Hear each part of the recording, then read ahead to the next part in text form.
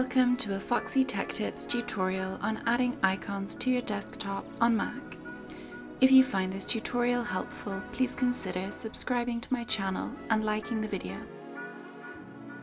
Open up Finder from the dock, then click Applications from the left sidebar.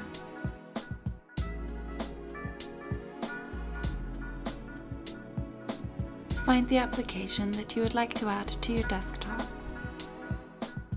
Then drag and drop the application onto the desktop.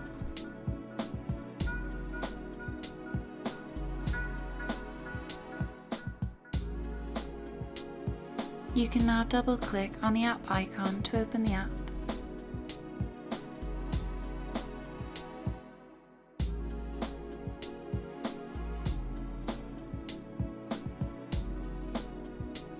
To remove app icons from your desktop, you can drag and drop them into the trash. This will just remove the app icon from the desktop, not remove the app from your Mac.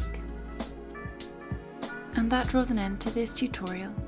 Please like the video if you found it helpful and subscribe to Foxy Tech Tips for more Mac tips and tricks.